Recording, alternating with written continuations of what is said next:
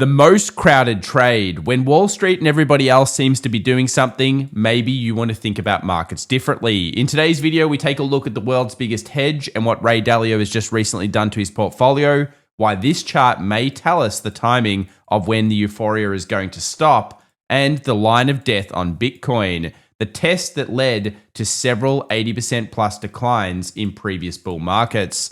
What is going to happen this time? That and more coming up in today's show as we uncover some of the big dark pools that have happened and why it's so unusual to see 70% of all options written as calls. Could that be a sign that Wall Street is ready to pull the rug? Let's take a look right now at one of the most important levels that we've seen in 2025 so far. See you in a moment.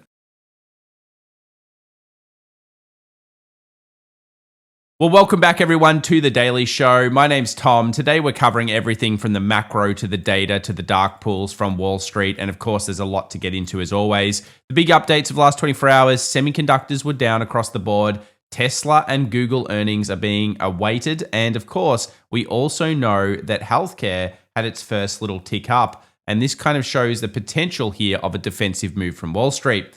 Speaking of defensive, Ray Dalio's latest filings show that he sold S&P and basically moved into Barber and gold. Yes, he just bought two things with his $1 billion. And he's pretty big on, of course, the China play and also very big on the idea that fiat or the US dollar might be weakening. And then, of course, he's going into one of the old school plays, which is gold. Now, you guys know that I've been bullish on both China and gold for quite some time now. And recently we started to see that injection of liquidity. But just remember, these data points are always out of date. So whenever you hear them, they're interesting to look at, but never follow these types of things. Make sure to look at it in the price action. And if you had been doing that, you would have noticed that both of them have been picking up for quite some time. So of course, don't do what they're even doing because it's too late. Instead, look at the price action, follow the flows, and look for the more clear data like we do on the show here, such as dark pools, CTAs, and other things that are happening right now. Speaking of one of those leads, of course, call options. 70% of all options written right now are calls. And they might think that's kind of scary, and it is, because the last time we saw it was that 2021 bull market hype that led to some of the wildest stock valuations that we've ever seen. It also led to declines ultimately of upwards of 90% in some of these hypergrowth stocks, but it's back. And why is this important? Well, it's important to note that momentum is currently the trade. Value, yeah, that was a thing of 2005. But we have not seen value do very well recently. And later on in today's video, we have a chart that will really show something that you can look at when you're trying to track these markets. Because of course, value and momentum, it's always important to know which particular section of the market's doing well. To make matters even a little bit weirder, it's all like 2021 again when you start to look at participation. Retail activity is really high this year, and it's the highest it's been, as you guessed it, since 2021. So there's more traders, there's more investors, and while I think it's also exciting, and I hope that you join our community and obviously join us here on the daily for the show, it also is a little bit worrying because it means that there are a lot of new faces in the markets, and of course that could mean the rug could get pulled on many of those. We've seen hypergrowth stocks, we've seen FinTech 2.0, which we're tracking at the moment, and more updates coming on that soon. And of course, we've seen the rise of the zero DTE. Now, if you're not aware of this, this is a single day options. And basically, it looks like 2/3 of all of the single day options are going to retail traders, which to me is just absolutely insane. So you can see here the growth of zero DTEs. And this is why we follow those options charts all the time here on the channel, because it's very important to know where the positive gamma and the negative gamma switch levels are so that you can marry that up with your technical analysis charts and, of course, get further edge in markets. Let's talk about earnings sentiment. Coming into this earnings season, everybody's bullish. Wall Street has absolutely set the bar super high, and it's kind of priced to perfection. We've seen things like Netflix come out, excellent result, yet it still dropped. We've seen the banks come out, very good results, yet they still dropped a little bit or stayed sideways. And the reason why that is the market's pretty good at pricing a lot of these businesses, and the left-hand side has been vertical, the third fastest V-shaped recovery ever recorded. And that means that at some point, there might be a pullback to what we call the weekly 20-moving average. Now, we've been talking about for a week and a half. We've still seen rotation into other sectors. So remember the abundance mindset we practice here on the channel. So many opportunities. But we have seen a couple of dark pools. We reported just 24 hours ago that all these weird ghost kind of trades came through, which of course, or phantom trades, which were in the amount of $4 billion all through the S&P 500. So this is near these highs here. And we also have now seen a 2 times levered Nvidia position show us a couple of big ones. So this was just before we saw the sell-off yesterday, and this was the number 1, the number 2, and the number 4 for, yes, okay, a 2 times long ETF, but that's probably a bit of profit taking. And it does start to show the signs of potentially Wall Street showing their hand. So it's happening a little bit here. We're also seeing Hood, we're seeing Coin, and all those FinTech 2.0 stocks kind of starting to come off the boil. And some of these have those massive candles. You know, I'm a big believer that if you have 2 to 3 giant outstanding weekly candles that are just so unusual for the stock, you've got to start thinking about the risks. And of course, if the market is going up in a nice, steadily way, higher highs, higher lows. I've got something on my LinkedIn actually about this where you can actually see how to tell a really good bull market. There are differences, you know, and when it gets very volatile and you see swings up and down, that generally shows that Wall Street or a big player has started to take profits. What about the overall period of time? Well, you guys know seasonals. Most people do now. It used to be an extremely good read on markets. And when I first got into markets in 2005-6 period, this was one of the best things to do. But you can see here it's kind of up, down, and all around. So in general, we usually have a bit of a chop market at this period of time. And that makes sense also to post-election years. It also makes sense to the stats that we've been sharing when it comes to the last 2 years being 20% plus. It would kind of be here that Q3 could be a little dangerous. Q4 looks pretty good into the Christmas rally at this stage. And you've got to remember that, yes, the companies are actually earning what the street is asking for. It's just that they've pumped it up so much. So it's like that buy the rumor, sell the fact.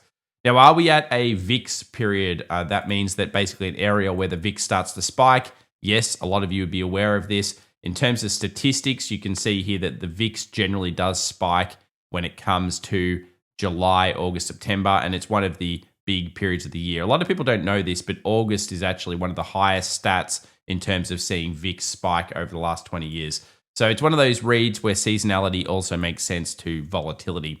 But we're just not seeing that yet. And what that means is that if you use a combo, healthcare, utilities, and staples, which is over on our X account, links in the description, then we also have a very low level. Now, we have not seen the market so low in terms of these stocks, which basically means only 17% of the market is actually made up of these sectors now.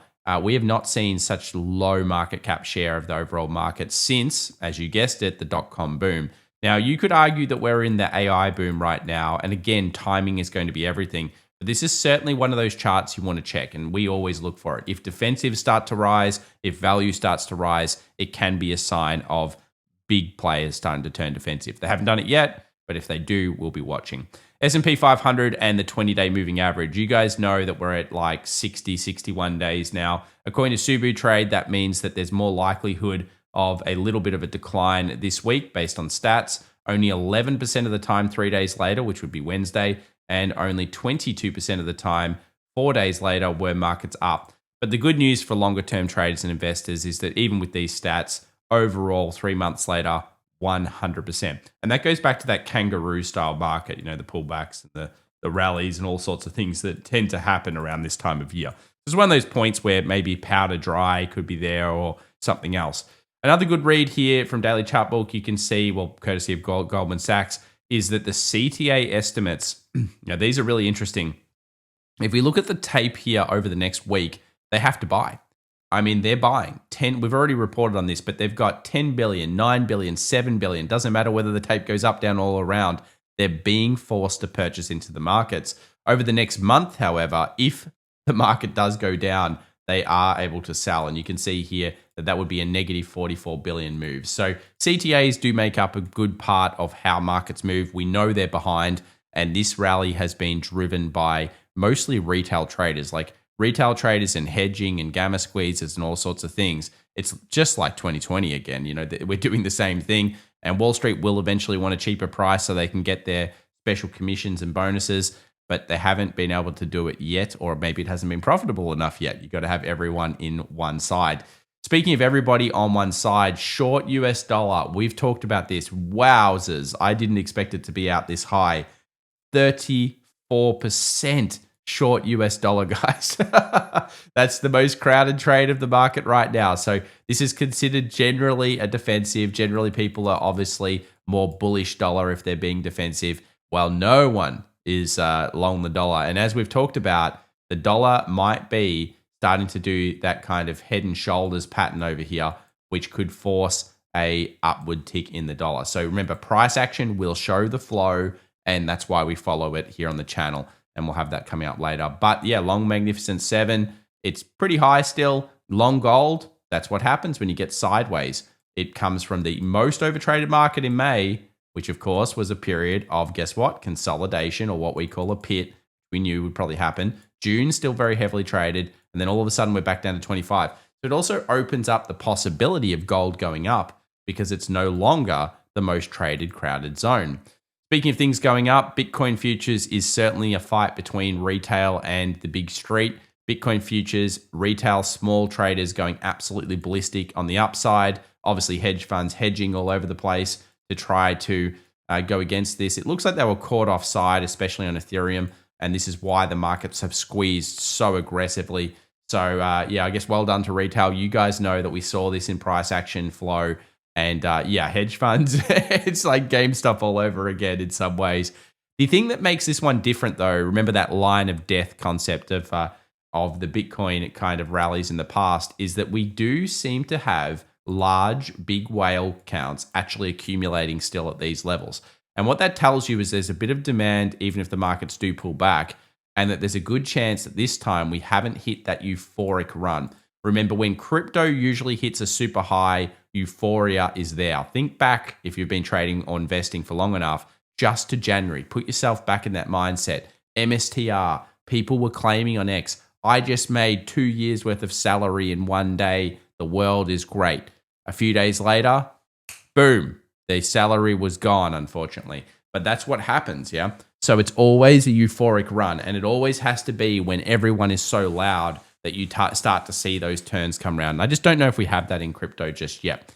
Commodities, excluding gold, you guys know that I've been a pretty big winner or pretty big idea on AI, particularly driving rare earth minerals metals, geopolitical tensions, driving defense spending, which again is rare earth minerals metals. And I think that the next decade is going to be the decade of land and the decade of making sure you have these resources to basically win in the AI war. Because we're going to go into product at some point past hardware, and it's exciting, but you're going to have to be on the right side.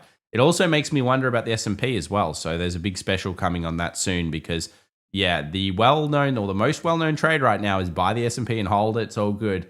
Will it be bad in the future? Guys, put your comments down below. I might highlight a couple of them as well in an upcoming special. So I'm interested to see your opinion. Is the S&P going to stand the test of time now that it is the most well-known strategy, I would say, in the world, which is buy and hold the S&P? When I first got into the industry, it wasn't that heavily done. It was still active managed trades.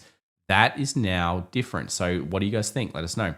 Tesla, Alphabet, this is the storyline. The next 24 hours will be dominated by this. At the close, we'll see what happens. And as you guys know, this basically means we have expectations of some pretty large moves. Tesla, Google, about 6% on Google, about 7.5% expected on Tesla. And just remember, Google is now up, I think it's like 10 days in a row. So it's been absolutely ramping into this earnings. And although it does look cheap, and it is cheap, and of course I've been bullish it for a little bit here, because it is under its 5-year average on the forward PE, yeah, earnings will be everything. And of course, the market's going to be looking to see whether realistically Google has managed to keep its share of the pie in against ChatGPT, Grok, Claude, all these others. So yeah, it's looking pretty good, but at the same time, earnings is going to move it around. And just remember, whenever you hold a stock in, know your risks. 6%, this stock could move plus or minus. At least that's what the options market thinks, and they're generally pretty correct. What about the S&P? Well, the main thing to note here is, of course, this thing, which is basically that we're on the trend line. And the trend line is a pretty big deal. I've been talking about this a lot. You guys know I've been talking about 6,300 and 6,350. And I know it seems like we're kind of going up and down a decent amount each day, and there's a lot of movement happening. but really there's almost no movement happening. In some ways, it's like watching paint dry. And what that's doing is, of course, it's loading the potential here of a pullback. Now, I shared a chart at the beginning of today's video, which was the Qs, which obviously have absolutely ramped. And what I've got down here is I've got the equal weight versus the SPY. And what you'll notice is if the equal weight versus the SPY starts to show improvement and starts to actually turn around and spike up a little bit here, that can be a turning point for markets. So it's one of those reads that you want to be looking at, and I am certainly watching it, because what we just saw at the top here was actually a really high breadth day. I know it doesn't seem like it, but we actually had this massive breadth day, and it looks like a bit of the market is going into, and remember when this happens, you can see here those little spike ups tend to happen around turning points. And yeah, we just saw that happen. So breadth certainly improved, but what happened was we saw equal weight improve. Is that actually a sign that maybe it's topping a little bit? Let's have a look here at RSP just so you can get a bit of an idea. See how RSP broke up? And yeah, interesting. No new high either on RSP. So you can see that that's that breadth question. So something we're watching. We'll keep tracking it for you guys, and hopefully we'll get to the bottom of it. In terms of what's going to happen over the next 24 hours, in terms of futures action, you guys can see here that it's still a dull market, a series of higher highs and higher lows. You could argue on the really small time frames, you've got this head and shoulders with a support through 62 kind of 87, but it's really going to be down to those two big earnings. We've got Tesla, we've got Google.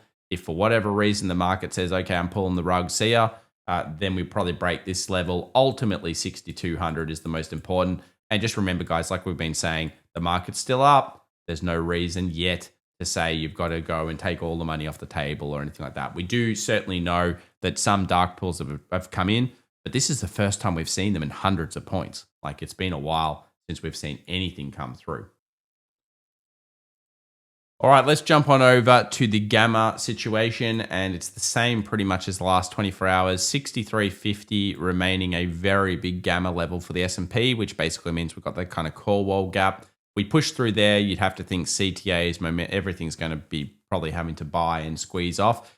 And then that could bring, 64, 65 even on these markets faster than you think. However, 62 remains now the big put wall, and this is just kind of the fight between the calls and the puts. You'll notice it doesn't matter which day, 63, 63, 50, they just continuously show up on the S&P. For Tesla, it just remains 350. Market was up. We're in a bit of positive gamma kind of area at the moment. We push through 320. That opens up 350 as being more likely. But do remember, earnings is going to be everything. And I would say that earnings coming into Tesla is probably, the sentiment is mixed. It wouldn't be that bullish, but that's not a bad thing. I would say if the sentiment was super bullish and the left-hand side was up a lot, I'd be really worried. So it's always about what has the market done. I'd say the market's incredibly neutral coming into this one.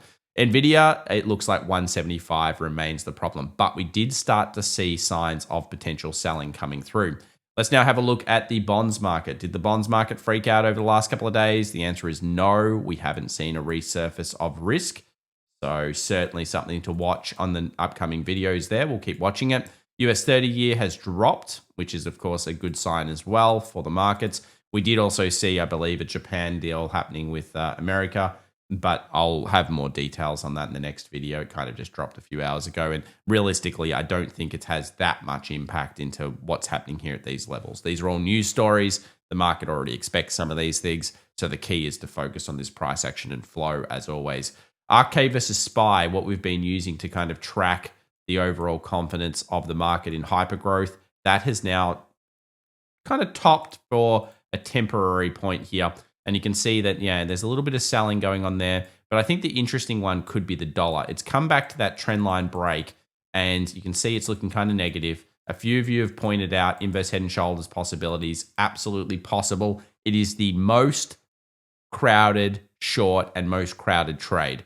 So that means that if we see a big spike up, guess what that means, guys? A squeeze could occur. And as you know, squeezes happen in the markets all the time. But a dollar squeeze would be certainly quite interesting. What this has helped is gold. So gold is doing really nicely. The pennant possibility, 4,200. I always go with 80%, so let's go 4K. But Yeah, I mean, it's upgrading gold here for me in some ways. And I've been very bullish gold. You've been watching this.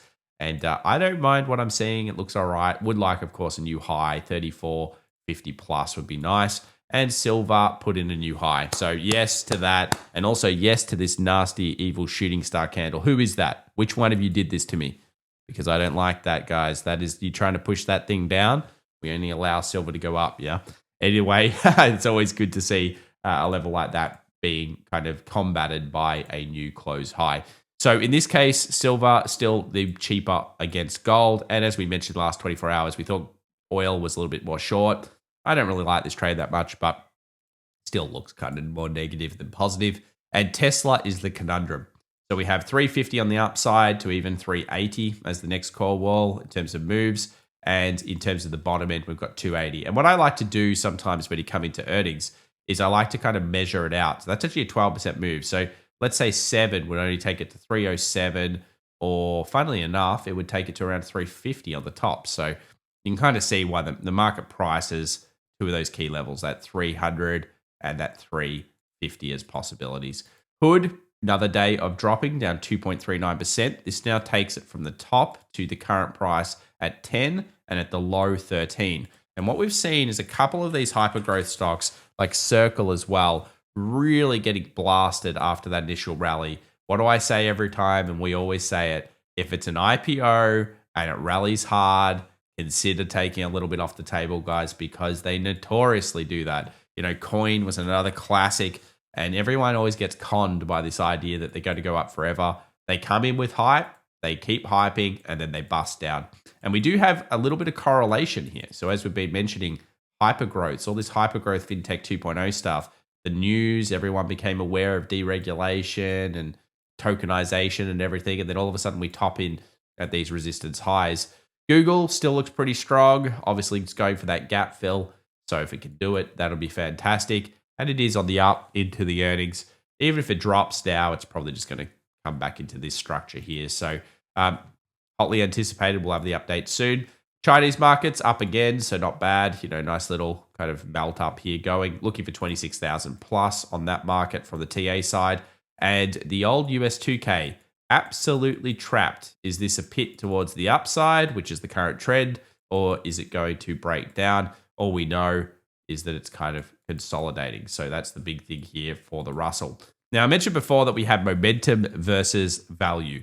And if you look at this, momentum has been the story of this year. July 23 all the way into 24, a couple of pullbacks. That was the July period over here where we saw that typical sell-off that occurs. And then, of course, we had the Feb sell-off. But in general, momentum has been making a series of higher highs and higher lows. So this is something that we will be looking at in the future. And we're specifically going to be looking at whether this makes a lower low. Because if it does do that and the markets are just chopping around, it could tell you again a defensive move could be coming in markets and we'll want to be paying attention. Onto the crypto world, Bitcoin pulling back, floating around, looks okay for now. Ethereum holding its own, a series of higher highs and higher lows. So still okay. Just hit the 4-hour 20, which it's bounced off a couple of times. So I'd like to see a new high for this. 4K is technically the target for a lot of people, but we'll have to find out whether it can get there. And do remember, this was a massive squeeze. So Wall Street, or at least some hedge funds, are offside. They're going to want their money back. And it's like those old Citadel days. So guys, if you enjoyed today's video, remember to subscribe and smash that like button. We cover a lot of content here daily. Obviously, some exceptional stuff going on recently. We've been posting over on LinkedIn. We've been posting over on X as well with a whole bunch of charts. And yeah, it's going to be a fantastic period of time, I think, to be in markets. Come from the abundance mindset. How many opportunities are there out there? Always a lot. And hopefully we'll be finding some new ones soon. Thank you so much. We'll see you in the next one. Bye for now, guys.